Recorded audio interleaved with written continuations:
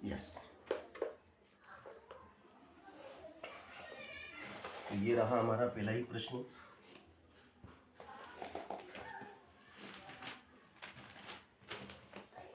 देखिए सत्र 2022 का पेपर मैं आपको करा रहा हूँ। उसमें जो ऑब्जेक्टिव पूछे गए थे, पहला ही सही विकल्प चुनकर लिखिए। सही विकल्प लिखो। जो सही है उसे हमें लिखना था। क्वेश्चन नंबर 1 का पहला ही प्रश्न है, HCF निकालना है किसका? 91 और 21 का HCF क्या होगा? 91 और 21 का HCF हमें निकालना है। तो ऐसा बड़े से बड़ा पहाड़ा देखना है। ऐसा कौन सा बड़ा से बड़ा पहाड़ा है जिसमें 21 भी आते हो और 91 भी आते हो? तो ऐसा पहाड़ा हमारा 7 का पहाड़ा है। 7 तिया 21 और 7 एकम 7 बचेंगे 2, 7 तिया 21 है ना। 13 सते 91 और तीनों सते 21। तो HCF हमारा हुआ 7। क्या हुआ हमारा HCF? 7। इसका हमारा आंसर आ गया 7। क्वेश्चन नंबर सेकंड में कहता है कि समीकरण निकाय है ना, समीकरण निकाय क्या है? समीकरण निकाय x plus 2y plus 5 is equal 0 and minus 3x minus 6y and minus 3x minus 6y plus 1 is equal 0 का हल होगा।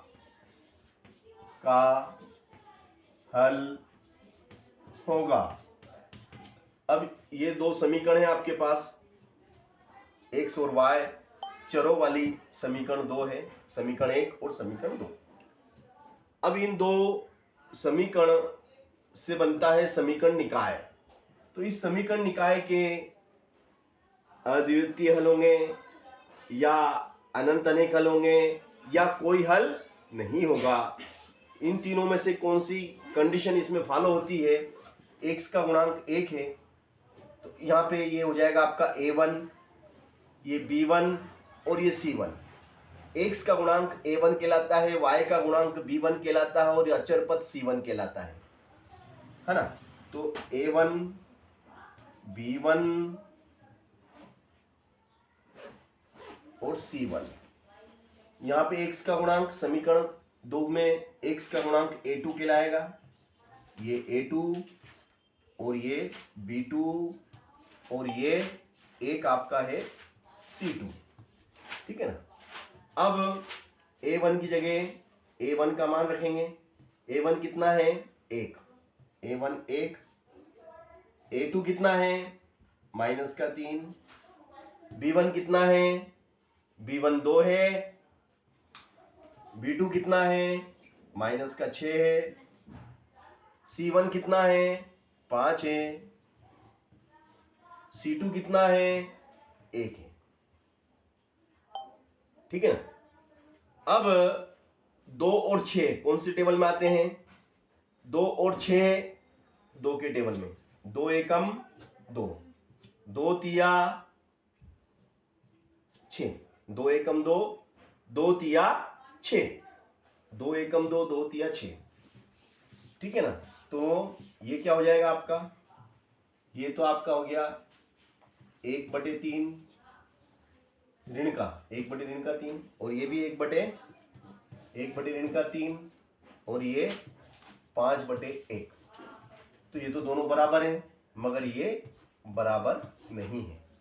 तो यहाँ पे ये वाली कंडीशन लग गई कि a1/a2 is equal b1/b2 but not equal c1/c2।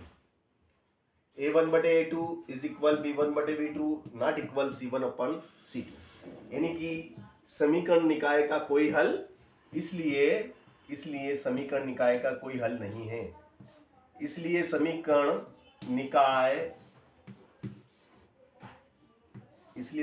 निकाय का कोई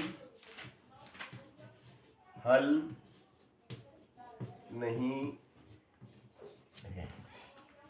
इसलिए समीकरण निकाय का कोई हल नहीं है। चलिए अगला प्रश्न है हमारा कि द्विघात बहुपद के शून्यकों का योग क्या होगा, है ना। तीसरा पॉइंट, द्विघात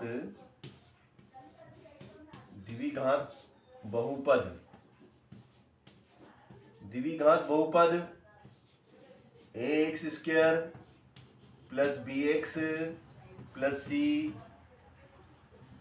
के शून्यकों का योग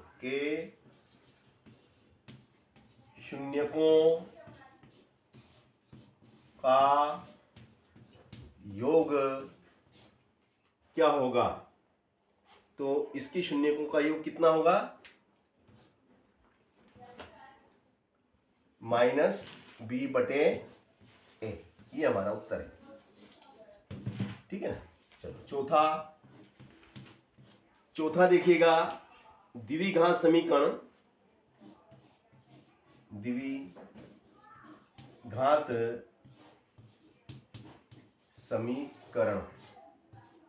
है ना।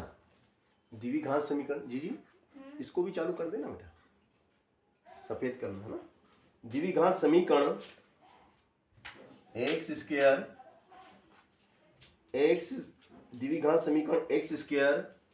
-4x + 4 इज इक्वल 0 के विविक्त कर का मान क्या होगा, के विविक्त कर का मान क्या होगा। इसके विविक्त कर का मान हमें निकालना है। तो हमें ये द्विघात समीकरण दी गई है, इसका विविक्त कर क्या होगा, डिक्रिमिनेंट हमें निकालना है ना। बिल्कुल डिक्रिमिनेंट हम आपको निकाल के दिखाएंगे, है ना। डिक्रिमिनेंट का सूत्र हमें याद होना चाहिए, है ना। डी बराबर क्या होता है, b²-4ac, यस, है ना। तो हमें सूत्र याद है, d is equal to b²-4ac बराबर, है ना। यहाँ पे x स्क्वायर का गुणांक 1 है, तो ये a, ये b और ये c। तो b कितना है, b -4 है, b आपका -4 है, तो ये -4 का स्क्वायर, फिर -4a कितना है, a 1 है, और c कितना है, c आपका 4 है। इस तरीके से हम क्या देखते हैं, हम देखते हैं कि d बराबर -4 का वर्ग, तो -4 इंटू -4, तो माइनस प्लस 4 चौक 16, -4 एकम 4, 4 चौक 16 बराबर 0। तो इसके विविक्त कर का मान आया 0, है ना। ठीक है ना। अब पांचवा है आपका, वृत्त के किसी बिंदु पर खींची गई स्पर्श रेखाओं की संख्या कितनी होती है। वृत्त के किसी बिंदु, वृत्त के किसी बिंदु पर खींची गई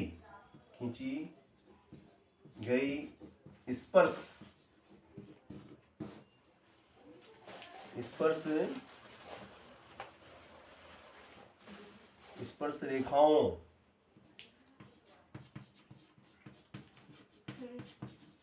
की संख्या कितनी होती है बताओ।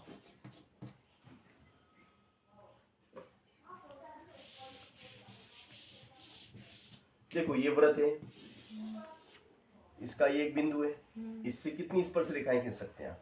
ओनली एक, वन, केवल एक ही स्पर्श रेखा खींची जा सकती है। चलिए अब बिंदु 0,5 व -5 के बीच की दूरी ज्ञात करो।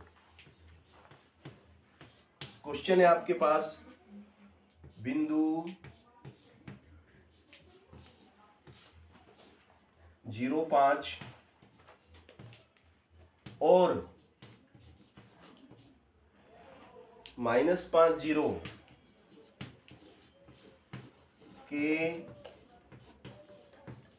बीच की दूरी निकालना है, इनके बीच की दूरी ज्ञात करना है। तो क्या सूत्र है भैया?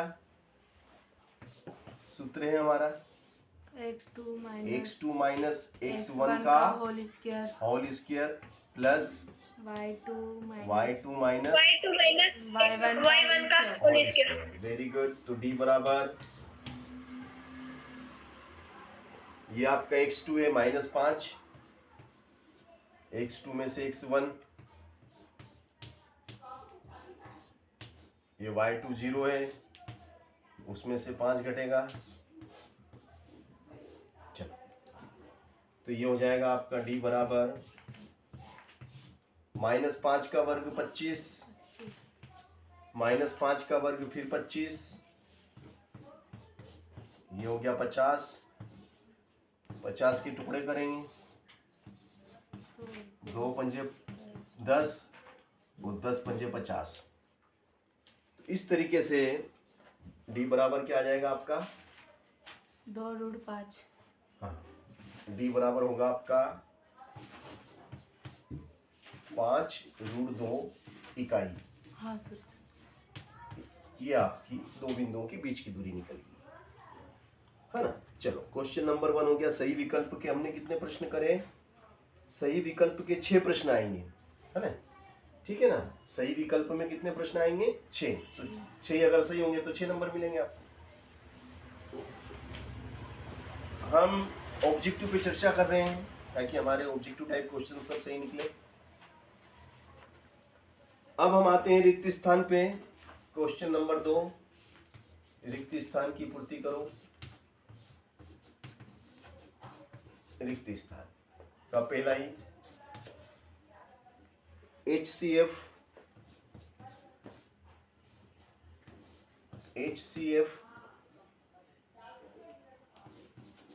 AB इंटू LCM AB बराबर खाली स्थान। तो खाली स्थान में आ जाएगा A और B क्या है? ये पहली संख्या है और ये दूसरी संख्या। पहली और दूसरी संख्या का HCF, पहली और दूसरी संख्या का LCM। तो ये हो जाएगा A इंटू B। क्या हो जाएगा ये? A into B। चलिएगा सेकेंड क्वेश्चन। सभी समीकरण, है ना। अब देखो समीकरण क्या दिए हमें समीकरण दिए x प्लस वाई बराबर क्या? x प्लस वाई बराबर 8 में, x प्लस वाई बराबर 8 में यदि x बराबर 3 तो y का मान क्या होगा? तो y का मान ज्ञात करो। तो y का मान खाली स्थान क्या होगा? 5। बिल्कुल सही, क्योंकि यहाँ पे 3 आ जाएगा, ये 3 उठ के उधर जाएगा, तो 8 में से 3 घटेगा तो 5। बिल्कुल सही जवाब, 5 इज राइट आंसर। ठीक है। क्वेश्चन नंबर तीसरा, तीसरे में क्या कहता हूँ, तीसरे में कहता है कि एक बहुपद जिसकी घात 3 है, एक बहुपद जिसकी घात 3 है वह कहलाता है त्रिघात बहुपद। वेरी गुड, त्रिघात बहुपद। Very good, very good. त्रिघाती बहुपद कहलाता है ना, त्रिघाती बहुपद कहलाता है। त्रिघाती बहुपद, यहाँ पे बहुपद कहना पड़ेगा, त्रिघाती बहुपद कहलाता है। चलिएगा, अगला है यदि प्रथम पद a और सार्वंतर d है, यदि प्रथम पद a और प्रथम पद a और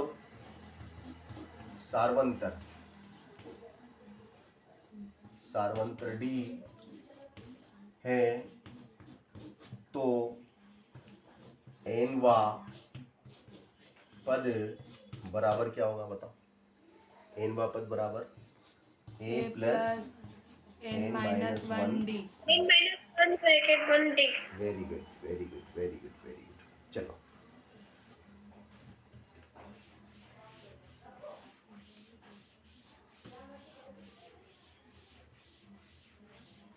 मम्मी अगला है आपका प्रत्येक वर्ग, है ना, ये 5वां है आपका। प्रत्येक वर्ग, प्रत्येक वर्ग कैसा होता है, प्रत्येक वर्ग होता है, क्या होता है, प्रत्येक वर्ग होते हैं चलो, प्रत्येक वर्ग होते हैं, तो प्रत्येक वर्ग मतलब जैसे ये वर्ग है,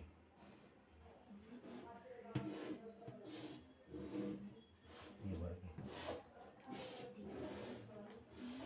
ये कैसे हैं, समान है। समरूप, समान नहीं है, समरूप है, इनके रूप एक जैसे हैं, समरूप है। समान इसलिए नहीं है क्योंकि बड़े छोटे हैं, हाँ बड़े छोटे हैं तो समान नहीं, मगर रूप इनका एक जैसा है तो समरूप कहेंगे। क्या कहेंगे हम, समरूप हैं। प्रत्येक वर्ग कैसे होते हैं, समरूप होते हैं, ठीक है ना। चलिए, अब सही जोड़ी की बात करेंगे। क्वेश्चन नंबर तीसरा, सही जोड़ी, है ना, सही जोड़ी बनाना है हमें। कॉलम ए, ये आपका कॉलम ए और ये कॉलम बी, कॉलम ए और column B sec 90 minus theta, sec 90 minus theta, cos theta, sine 0 degree, फिर under root 1 plus tan square theta, फिर 1 प्लस काट स्क्वायर थीटा। चलो, इधर है आपका 1, फिर 0, फिर है आपका 0 के बाद 1 सेक थीटा, फिर है आपका कोसेक थीटा, और फिर है आपका सेक थीटा। तो देखो भैया, साइन 0 का मान क्या होता है, साइन 0 इज 0, साइन 0 का मान 0 होता है ना, और 1,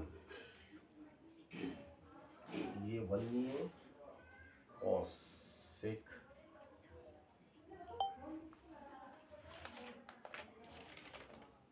cos 1 सेक 90 माइनस थीटा इस कोसेक थीटा। देखो, sec 90 minus theta, sec 90 minus theta is cosec theta, है ना। 1 plus tan square theta, 1 plus tan square theta क्या होता है, सेक स्क्वायर थीटा, है ना। देखो 1 plus tan square theta sec square theta होता है। अब सेक किसके अंदर है? Sec square theta. अब स्क्वायर से रूट कट गया तो बचेगा केवल सेक। ये सेक बचा। चलो अब कॉस थीटा क्या होता है? कॉस थीटा सेक का उल्टा 1/सेक थीटा। चलो और ये है 1 plus cot square theta.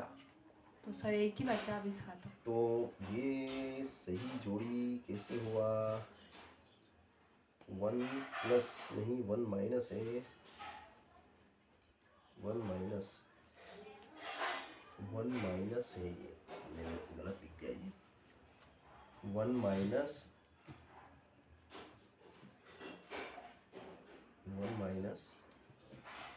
Cos square theta. तो 1 minus cos square theta. 1 minus cos square theta क्या होता है भैया? 1 minus cos square theta is sine square theta. क्या होता है? Sine square theta. अब ये 2 से ये हट जाएगा तो केवल क्या आएगा बाहर? Sine theta. बाहर साइन। यहाँ साइन होना चाहिए। क्या होना चाहिए था यहाँ? साइन थीटा होना चाहिए। ठीक है ना? तो इसको इससे मिलाएंगे, है ना? ये मैंने सही कर दिया। ये गलत छपा था इसमें, इसको हमने सुधार दिया। ठीक है ना?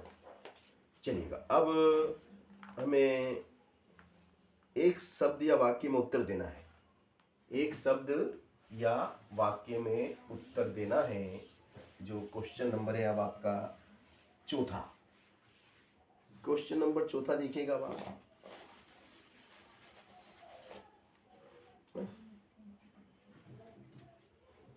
समकोण त्रिभुज प्रमेय का नाम लिखो। क्या है? समकोण त्रिभुज प्रमेय का नाम लिखो। बताओ क्या नाम है? समकोण इसमें कौन सी प्रमेय लगती है? समकोण त्रिभुज प्रमेय का नाम क्या है? पाइथागोरस। वेरी गुड, पाइथागोरस प्रमेय हो जाएगा उत्तर आपका। पाइथागोरस प्रमेय। चलो सेकंड दिख तो साफ रहा ना इसमें? देखना बेटा। Yes sir. है ना? चलो अगला है यदि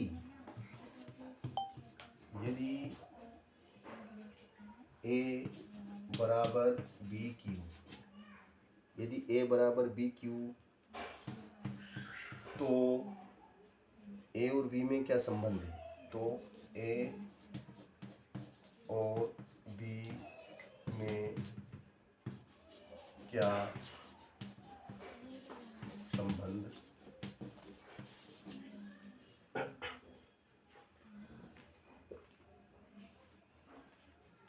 तो ए और बी में क्या संबंध? तो ए और बी में क्या संबंध है? ए बटे बी, है ना? फिर ये हो जाएगा ए बटे बी एक अपरिमेय संख्या। क्या है? अपरिमेय संख्या है। एक अपरिमेय संख्या। या फिर हम ऐसा भी कह सकते हैं कि ए बी से विभाजित है। ए बी से विभाजित है। ए बी से विभाजित है, ऐसा भी कह सकते हैं। चलो तीसरा है कि द्विघात समीकरण, मानक द्विघात समीकरण का सूत्र क्या है? मानक द्विघात समीकरण, मानक द्विघात समीकरण क्या है? समीकरण क्या है बताओ? मानक A X square plus B X square plus B X plus C. Very good, बराबर 0। ये आपकी द्विघात मानक द्विघात समीकरण है। ये हमारे टेस्ट में भी आता है सर। चलिए मूल बिंदु से क्वेश्चन है आपका चौथा है मूल बिंदु मूल बिंदु मूल बिंदु से मूल बिंदु से मूल बिंदु से बिंदु मूल बिंदु से बिंदु एक्स वाई बिंदु एक्स वाई की दूरी ज्ञात करो। एक्स वाई की दूरी ज्ञात करना है। मूल बिंदु से बिंदु एक्स वाई की दूरी क्या होगी? तो देखिएगा आप ध्यान से।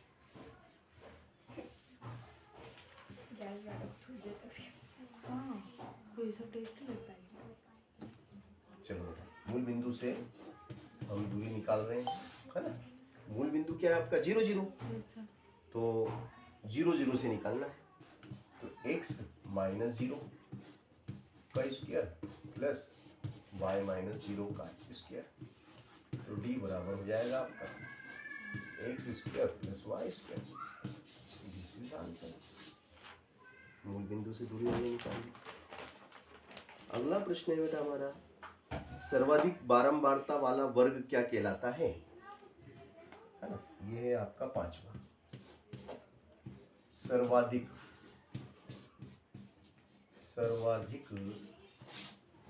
बारंबारता, जो सबसे ज्यादा बार रिपीट होता है क्या कहलाता है? सर्वाधिक बारंबारता वाला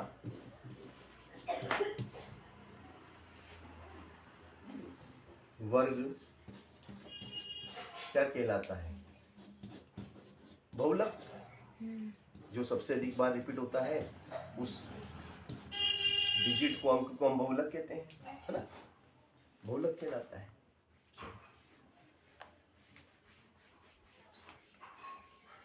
इसके बाद हम आते हैं असंभव घटना। असंभव घटना की प्रायिकता क्या होती है? असंभव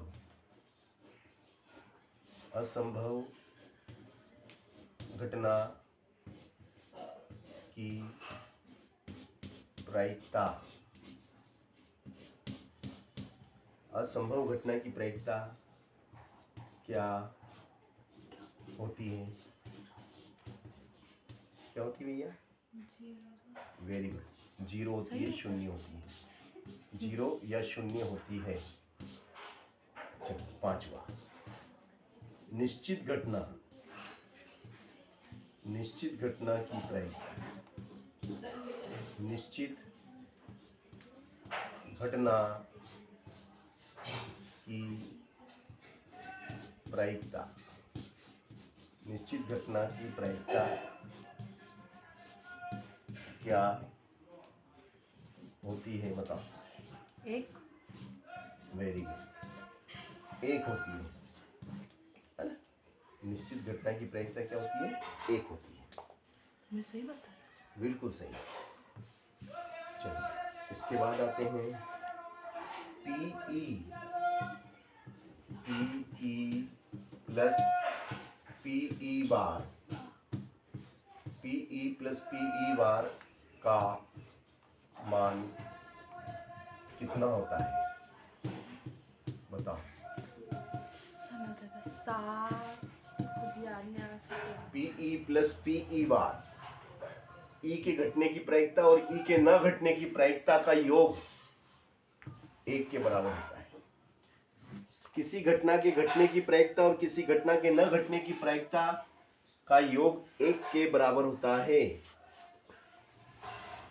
ठीक है ना। तो अब इसके बाद में हम बात करेंगे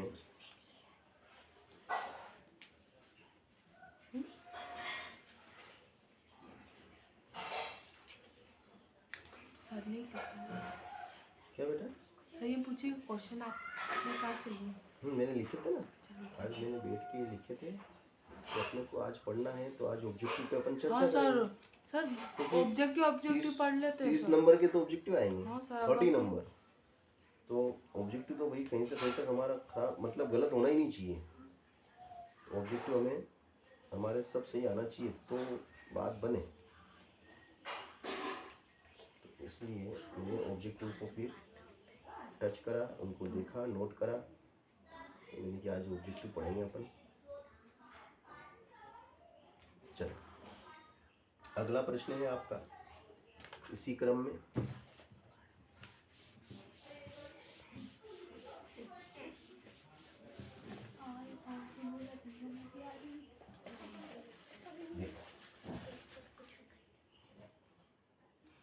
सत्य असत्य, क्वेश्चन नंबर 5।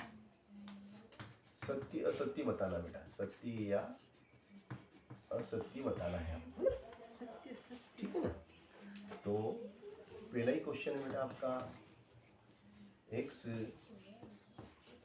-1 बराबर 0 में x का मान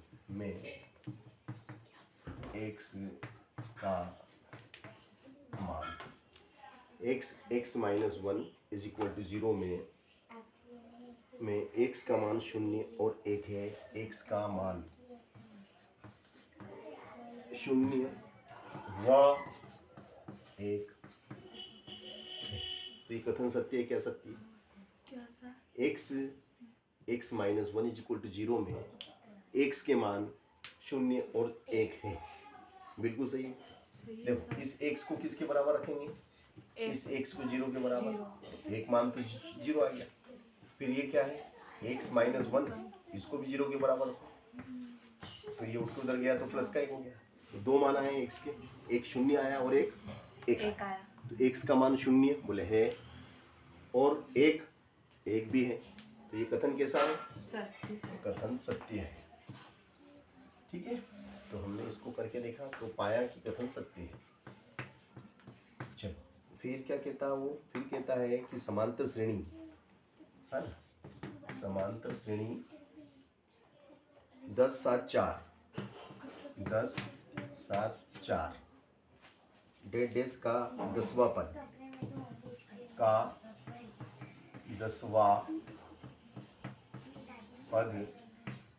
10वां पद कितना है? 10वां पद -17 है, -17 है का 10वां पद -17 है। तो भैया ये 10 क्या है आपका? प्रथम पद कितना है? 10, ठीक है, प्रथम पद 10 है। अब डी कितना है बेटा? -3। माइनस का 3 क्यों है? इसमें घट रहे हैं ना, घट रहे हैं ना, कम होते जा रहे हैं ना, 10 में से 3 कम हुए, फिर 7 में से 3 कम हुए, तो घट रहे हैं, तो डी माइनस का है, डी ऋणात्मक है। और 10वां पद कितना दिया? -17 है ना। तो भैया 10वां पद, तो 10वां पद बराबर क्या होगा बोलो? a plus n no D, अच्छा है ना, a प्लस नो डी। और 10वां पद हमें कितना दिया? -17। और a कितना है? 10। और d कितना है? -3। और 10वां पद तो हमें निकालना है ये तो निकालना है बेटा, सॉरी, ये तो निकालना है तो 10 बोलो, 9 तिया 27। बोलो 10वां पद कितना है हमारा? बताओ। -17 है। सत्य है। तो कथन सत्य है क्या सत्य है? सत्य। कथन सत्य है, कथन सत्य पाया गया। हमने इसको करके देखा तो कथन सत्य है। चलो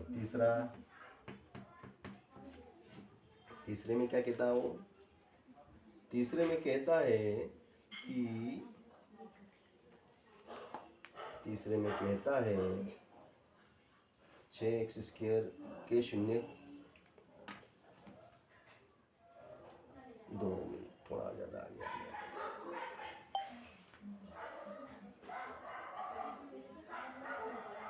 हाँ, समरूप त्रिभुजों का क्षेत्रफल सदैव बराबर होता है। समरूप त्रिभुजों का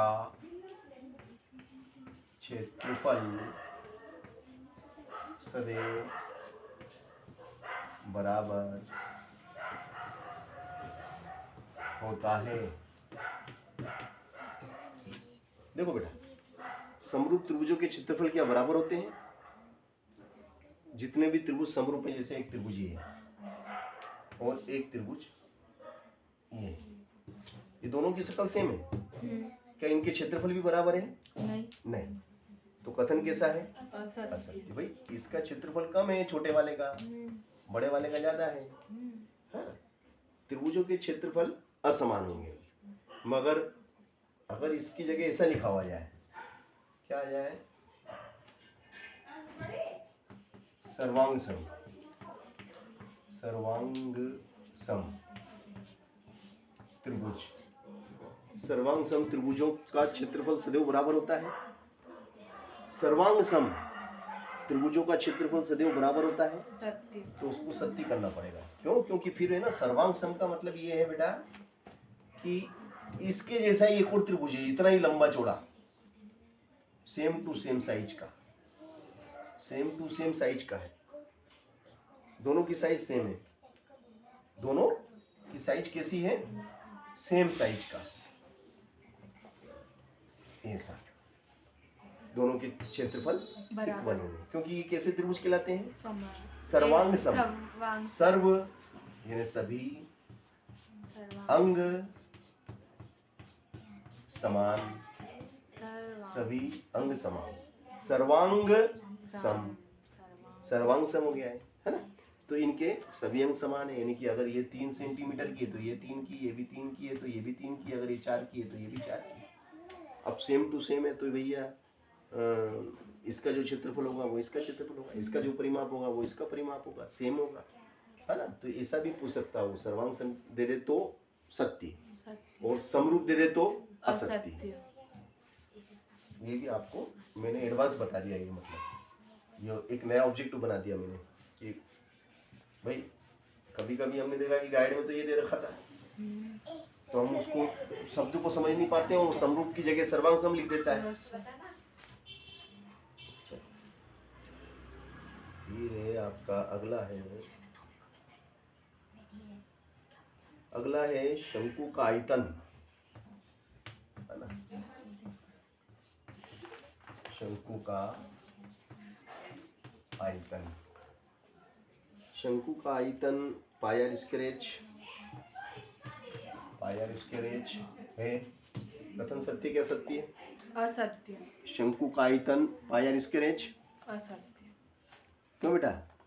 सत्य क्या सत्य बताओ? शंकु का आयतन पायर स्क्वेयर असत्य है। 3 लगेगा। अगर आगे 1/3 लगा दे तो फिर सत्य हो जाता है ना? Very good. तो ये भी हमें मालूम होना चाहिए, है ना, कि भाई असत्य है तो वो कब बता पाएंगे सत्य असत्य? जब हमें सूत्र याद नहीं है। अगर आपको सूत्र याद है तो आप गारंटी के साथ बता पाएंगे। सूत्र का बहुत बड़ा खेल है ना? चलो क्या है अब इसके बाद में 2 मिनट थोड़ा देखेंगे इसको, ज़्यादा आ गया। अगला है बेटा आपका अर्धगोले का आयतन, है ना? अर्धगोले का आयतन, अर्धगोले का आयतन बराबर क्या? अर्धगोले का आयतन है आपको दिया इसमें 4/3 पाई आर क्यूब। गलत है सर। ये सत्य क्या सत्य है? असत्य। असत्य है ना? ये असत्य है, क्योंकि अर्धगोले में यहाँ पे 4 की जगह कितना आता है? 2 आता है ना? यहाँ पे 4 की जगह 2 आता है। चलो माध्यिका बराबर बहुलक, माध्यिका बराबर बहुलक प्लस 2 गुणित माध्य, 2 गुणित माध्य। बताओ ये सत्य क्या सत्य है? मतलब सर सवाल 3, यहाँ 3 लिखा हुआ, 3 गुणित माध्यिका बराबर बहुलक प्लस 2 गुणित माध्य। ये सत्य है कि असत्य है? बताओ। सर समझ नहीं आ रही क्या? ये सूत्र है बेटा, ये असत्य है। क्या है ये कथन असत्य है, ये सूत्र है और ये सूत्र गलत लिखा हुआ है ना? ठीक है ना? चलो अब इसके बाद में हम आ जाते हैं क्वेश्चन। आपका जो छठा प्रश्न है वो मैं देख के बताता हूँ। आपका छठा यही था? अच्छा, सातवां प्रश्न। देखिएगा, सातवां प्रश्न है आपका, शुरू होता है ना? सातवां प्रश्न कर रहे हैं हम। अभी तक हमने 30 नंबर के जो ऑब्जेक्टिव थे हमारे कंप्लीट कर लिए, है ना? सातवां प्रश्न करने जा रहे हैं हम। देखिएगा, सातवां ने आठवां मेरा एक कम है, आपने एक मिटा दिया था इसलिए। चलो क्वेश्चन नंबर 7वां। 2 मिनट।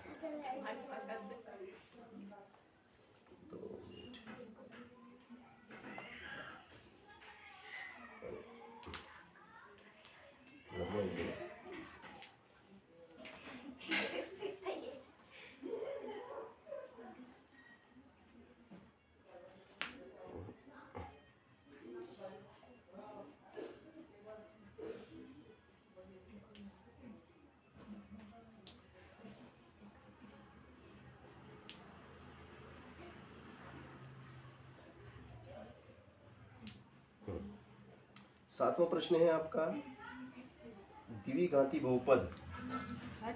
लिखो बेटा, द्विघाती बहुपद। द्विघाती बहुपद है आपका 6x² -3 -7x के शून्य ज्ञात करो। के शून्य ज्ञात करो। इसकी शून्य हमें ज्ञात करना है। ये क्वेश्चन नंबर आपका 7वां है और ये इसकी शून्य हमें निकालना है। तो देखो, बहुपद हमें दिया गया है, तो बहुपद हमें जो दिया गया उसको हमें व्यवस्थित जमा के लिखना है। कैसे लिखना है बोलो? 6x² के बाद क्या आएगा? 7x ऋण का 7x, फिर ऋण का -3 है ना? चलिए, और ये क्या हो जाएगा? 6 तिया 18। 6 तिया 18 गुणा करें तो कितना? 18। और घटाने पे कितना आना चाहिए? 7। तो बताओ। 9 दूनी 18। Very good. तो ऋण के 9x और धन के 2x और ऋण का 3। एक ग्रुप ये बना, एक ग्रुप ये बना। 2x बाहर आ गया, 2 का पाड़ा नहीं 3x, 3x बाहर आ जाएगा। 3 का पाड़ा बोलो 6 आ जाए, 3 दूनी 6। x की 2 घात में से 1x बाहर आ गया, 1 रह गया। 3 का पाड़ा बोलो 9 आ जाए, 3 तिया 9। यहाँ से 1 बाहर आ जाएगा, 2x - 3 बराबर, है ना? फिर यहाँ से हम क्या देखते हैं कि 2x - 3 दोनों में है और ये 3x + 1 अगले ब्रैकेट में आ जाएगा। ठीक है, अब हमें इसके क्या निकालना है? शून्य। और शून्य ज्ञात करने के लिए हमें इसको 0 के बराबर, जो बहुपद दिया गया है इसको 0 के बराबर लिखना पड़ेगा, है ना? तो लिखेंगे शून्य ज्ञात करने के लिए px बराबर 0 और px बराबर 0 यानी कि 2x - 3 and 3x + 1। Sir x बराबर 3/2 और x बराबर -1/3। वेरी गुड बॉय, बिल्कुल सही जवाब आपका। देखो, उत्तर इन्होंने निकाल लिया। 2x बराबर 0, तो ये हो जाएगा धन का 3। तो x बराबर 3/2, 3x बराबर ऋण का 1, x बराबर हो जाएगा ऋण का 1/3। ठीक है ना? चलिएगा, तो ये आपका क्वेश्चन नंबर 7वां हुआ। ठीक है ना? अब इसी क्रम में आगे चलते हैं हम, और अगला प्रश्न है हमारा क्वेश्चन नंबर 8वां। क्वेश्चन नंबर 8वां में कहता है, 2 मिनट देखो, इस 7वें का अथवा वाला, 7वें में अथवा भी दे रखा है इसने। अथवा वाला हम देख लेते हैं।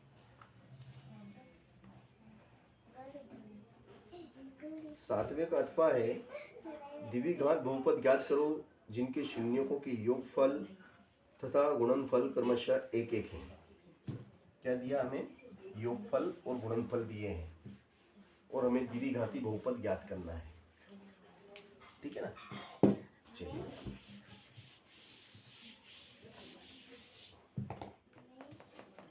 सातवें का अथवा वाला है ना। द्विघाती बहुपद ज्ञात करो, द्विघाती बहुपद ज्ञात करो जिसके शून्यकों के योग व गुणनफल क्रमशः 1 1। तो देखो बहुपद ज्ञात करने का क्या सूत्र है, बहुपद का सूत्र एक्स स्क्वायर माइनस अल्फा धन बीटा एक्स धन alpha beta, x square minus योगफल कितना दिया, बोले 1, गुणनफल कितना, बोले 1। ये हमारा उत्तर आ गया। ये हमारा क्वेश्चन का आंसर आ चुका है। अब क्वेश्चन नंबर 8वां है ना। क्वेश्चन 8वां क्या कहता है, क्वेश्चन 8वां कहता है कि एपी क्या है आपकी, एपी है -5 -1, -5 -1, फिर है आपका 3 7 में के लिए प्रथम पद ए और डी का मान ज्ञात करो। के लिए ए व बी, ए और डी का मान बताओ, मान ज्ञात करो। बताओ ए बराबर कितना भैया, -5। तो ए बराबर प्रथम पद ए बराबर हुआ -5 और डी बराबर बताओ भैया, -4। -1। क्यों? -1 है ना, जैसा -1 में से घटा दो, बाद वाले में से पहले वाले को घटा दो,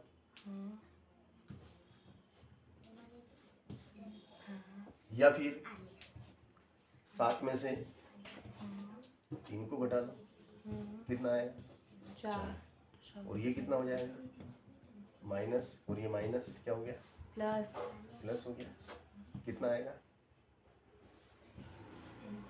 4 +- सेम आया। हाँ। चाहो तो इसमें से घटाओ या इसमें से घटाओ, एक ही बात है। तो डी का मान आया 4, समझ गए। तो ये भी बहुत अच्छा प्रश्न था, उठा लिया, मेरे को पता है कल है ना, मिलजुल के कर लो। तो चलो अगला प्रश्न है आपका इसी क्रम में। चलो अगला प्रश्न किया बेटा हमने,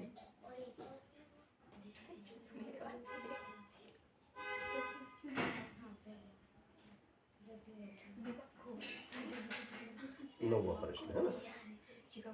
नौवां प्रश्न क्या है,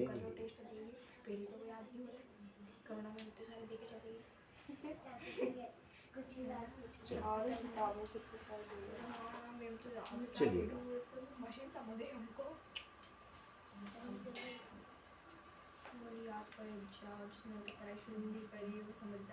तो बेटा ये मैंने आपको ऑब्जेक्टिव कराए और 2-3 प्रश्न कराए, ठीक है ना। बाकी के प्रश्न मैं कल कराऊंगा इसी पेपर के जो बच गए वो हम कल करेंगे, ठीक है ना। आज की क्लास को हम यहीं ख़त्म करते हैं।